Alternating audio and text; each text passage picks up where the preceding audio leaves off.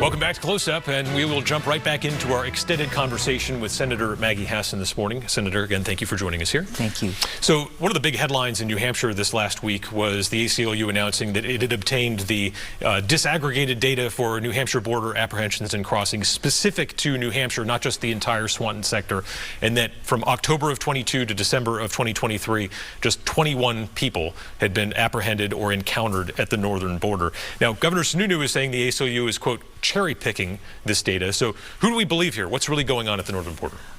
What we know is that the northern border needs more technology and more personnel to make sure that we are prepared to keep it secure, just as we want to keep the southern border secure. We know that as we strengthen the security on the southern border and take steps to make it more difficult for people to qualify to stay here, process deportations much more quickly, and strengthen our capacity to keep people in detention if we need to, that we will see transnational criminal organizations beginning to assess other borders, including our northern border. So we should be prepared for that. I've been up to the border. I've talked with personnel up there from Customs Border Patrol, but I've also talked with residents up there. And they feel that the pattern and type of crossings that they see signs of, even if a person isn't apprehended, are concerning. We need cell service up there. So we need to have the basic technology that will allow us to respond as we need to keep our border secure. A safe border means that we can live up to our values. We have operational control of our country. We know who's coming and going.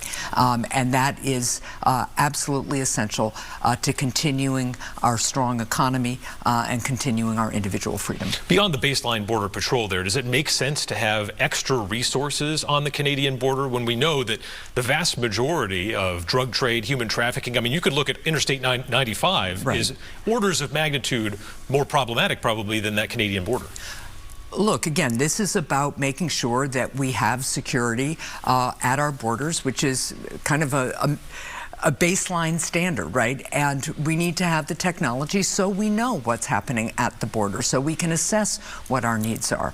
Look, we know that drug trafficking happens across the southern border. That's why right now we're trying to get to some of the root cause of that by these new talks between the American government and the Chinese government to really stop the flow of precursor chemicals from China to Mexico. Why is that tolerated, by the way? Why does the U.S. allow any Chinese trade to Mexico, to these cartels, to give these precursor chemicals? That's what we are confronting the Chinese government about right now. That's why I was in China in October with this bipartisan delegation to say, you all are fueling this fentanyl crisis in the United States. To the Chinese government agreed to these high-level meetings, and they have now begun.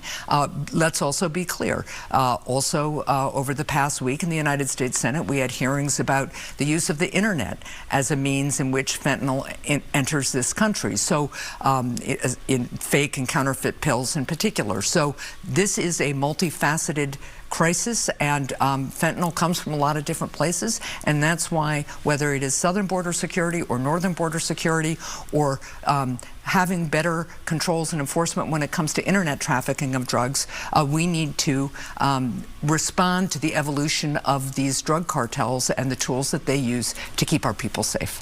New Hampshire Democrats took a big risk in going to bat for President Biden when he wouldn't put his name on the ballot here for the first in the nation primary.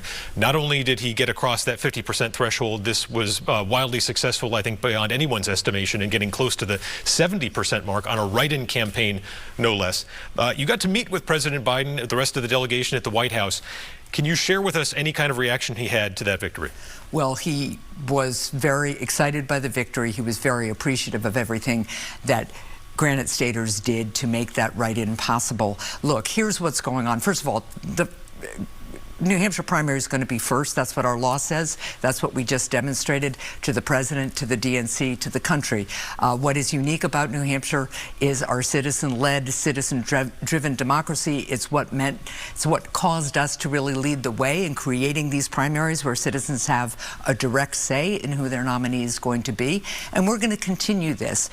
We showed that in New Hampshire, we care and we know how important lifting our voices and our votes efforts are to making a difference in our state and in our country.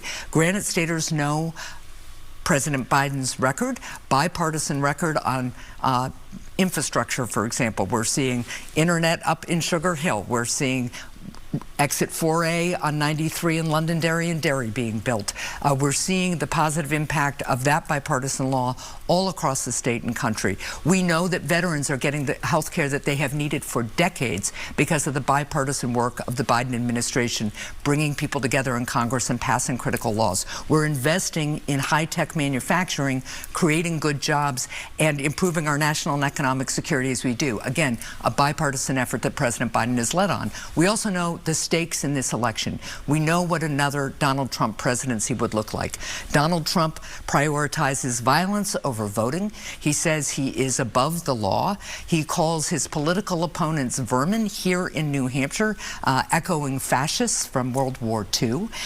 And he has even gotten his lawyers to argue in court that he could, as president, use the United States military to assassinate a political opponent, and unless he were impeached by the Senate, he wouldn't be subjected to criminal prosecution.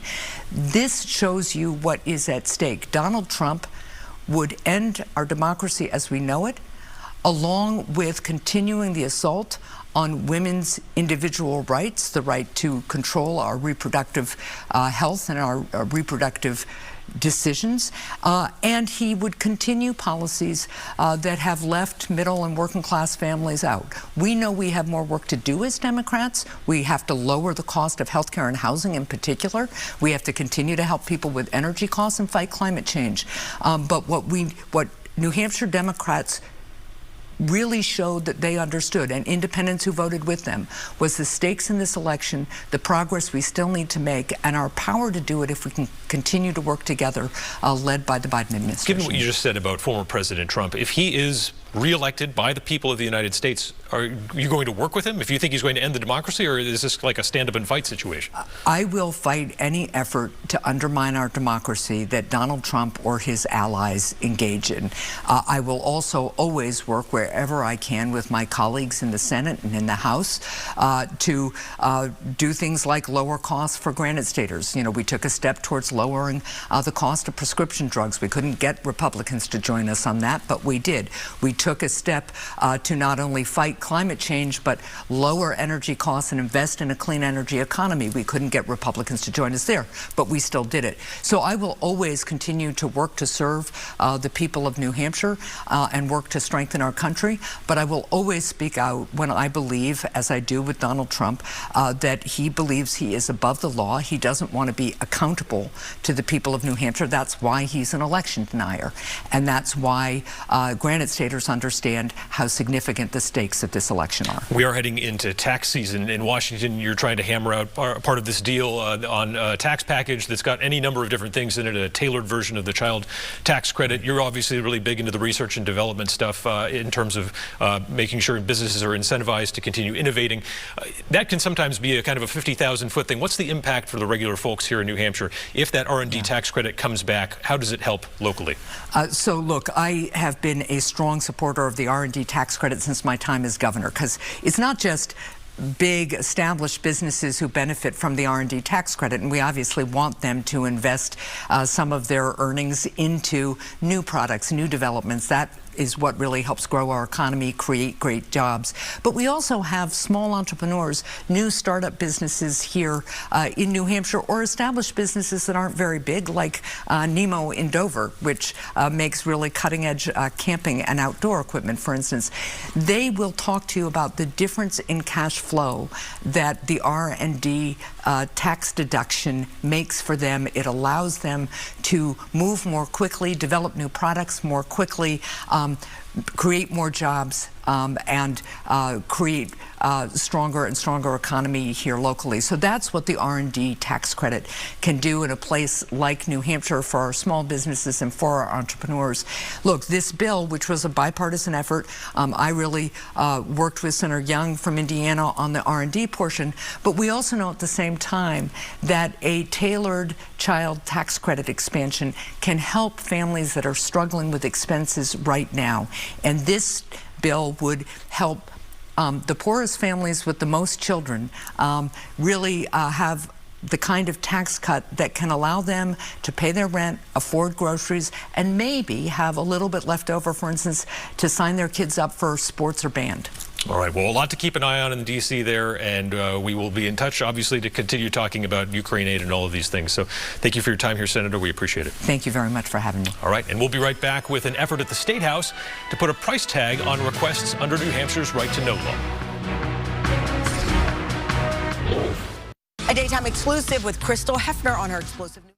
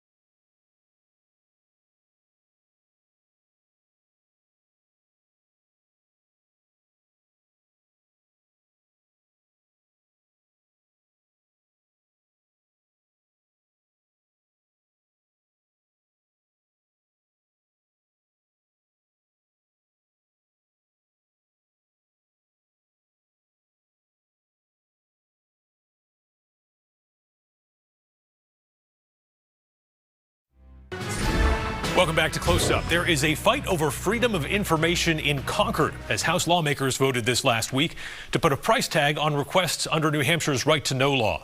State reps voted 193 to 179 on House Bill 1002, which would give government agencies the power to charge $25 an hour for a records request that takes more than 10 hours to complete.